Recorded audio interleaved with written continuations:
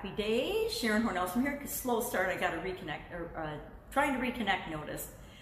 Wrong side of the tracks. Is your business on the wrong side of the COVID-19 tracks, the pandemic tracks? Of course, our idiom today, Sharon Horne-Ellstrom here with an interesting idiom. What does it mean? Where does it come from? And how can you and how might you be able to apply it to your business right now or your situation right now? So normally when we talk about the wrong side of the tracks, we think of different socioeconomic sides of town, right? But, and actually this idiom became popular in the mid-1800s when the railroads were often built through towns, and they were actually built so that the smoke from the trains would go to the wrong side of the tracks, right? So the better neighborhoods were built on the side of the tracks that the smoke tended to not go to. Now, I grew up in a town that we have a sewage plant right on Main Street, so maybe that would be the divider, but it's right on the river, so the river could be on the wrong side of the tracks depending on which way the wind is blowing with respect to the sewage plant. Or there's in St. Paul, there was stockyards for the longest time, and they were right by the railroad, which made sense, but depending on where you lived and where your house was, in the direction the wind blew, you could be on definitely the wrong side of the stockyards. So the question is your business currently on the wrong side of the COVID pandemic? Now, there is no right or wrong, right? It's subjective and up to us, but let's say the wrong side of the tracks is your business has been devastated, shut down, stopped, you're out of business right now because of the changes that have happened as a result of the pandemic. That I would call the wrong side of the track right now, because most of us are in business because we want to be operating and serving people and helping people. And the right side of the tracks, I would say, although some of the owners there are struggling as well, is your business is just swamped. Think of the grocery industry. The grocery industry has traditionally suffered from small margins and not enough business and fierce competition, and that industry is booming right now. So there's industries that are booming, at least 10 of them, and there's probably thousands, but there's industries that are just exploding because of the pandemic. Think medical supplies, think medical equipment, think anything related to medical, think of anything related to distribution and transportation and logistics for anything in one of those high demand industries or any related industries. Think of any online business. So there's both sides that are going on right now, and a whole lot of people, a whole lot of us right in the middle.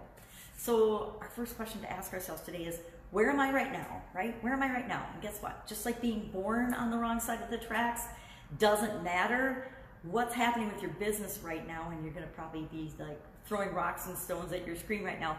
Doesn't matter. I'm telling you, it doesn't matter, because wherever it is, it's up to you as the leader and the business owner to choose what are you going to do with the situation you're in. Like always, when you're in a business, you know that things happen, obstacles happen, things happen all the time that cause you to have to change and recreate and reinvent and redo a lot of the little individual things you're doing in your business. And this is just on a grander scale because it's affecting everyone, not just you and your specific business or me and my specific business. It's affecting us globally and all simultaneously. I think the global and the simultaneous are what's really challenging a lot of people. And I think there's a lot of this group thought, group feeling, group fear, group think going on that's impacting people and our businesses and everything else. But remind ourselves, I have to remind myself every single day, it's up to me to choose the direction this is going to go. So it doesn't matter if my business was shut down, and I'm really missing my nail salon. If my business was shut down, what am I doing right now to move toward what I want as things open up, as things change? Am I making plans and putting things, am I setting myself up for success by putting systems and things in place to create the new normal so I can open as soon as possible? You know, there's a lot of industries and a lot of businesses that there's some debate over whether they should or shouldn't be open. I think of nail salons personally because that's the one I need the most, and then hair salons. They've already got in medical. I'm really distraught over the fact that people with chronic pain have been not getting any of their treatments because they're considered elective treatments, and that just horrifies me. I have a very soft spot in my heart and passion for chronic pain patients, since I've been a chronic pain person my entire life, and my son was in an accident and has chronic pain, and therefore we come in contact with a lot of people that have that, and all of their treatments, their injections, their radio frequencies, they've all been considered and categorized as elective, which is absolutely insane. So medical profession, now the medical profession, my granddaughter's mom is in that arena. They're all being laid off and let go because they don't have enough work, because they're not even performing the normal things they'd be doing. My question is, aren't people still having heart attacks? Aren't people more stressed out than ever? Because they're now in a totally different situation. They're stressed out over different things and in different ways, but they're still as stressed out. I'm getting off track. Anyway, so where we're born doesn't matter. It's what we're going to do that matters. And if you've started your own business, you've already started to take that and move in that direction. We just need to remind ourselves that this is just like everything else we've experienced before. It just feels like a bigger challenge, but we handle challenges no matter what size they are in the same way. One bite at a time, one step at a time, one thing at a time, to move us toward what we want and to create the business that we want. We also have the opportunity to reinvent and change our direction, to reevaluate, is this the business that I really, really want? And if it isn't, or if there's aspects of it that you don't love, now is a great opportunity to be changing those and setting yourself up for success. The other thing that comes to mind with this idiom is that we need to be resourceful. No matter where we come from, no matter what we want, it's not about having the resources, it's being resourceful, doing what we can with what we've got right now.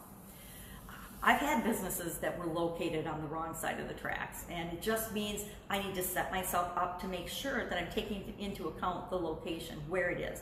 Is there going to be more crime, more vandalism? If I've had to solve those challenges and those problems, guess what? I can handle a pandemic, and so can you. So, question, how are you doing with the COVID-19? Where are you at? Is your business stopped? Is your business somewhere in the middle like mine? Or is your business just exploding and you're struggling with how to keep up? But here's the cool thing about that. It's a great opportunity to find and see and fill the gaps in your business. Lots of business owners that I know have all had emergency action plans, right? But they've never been tested. They've never had to use them.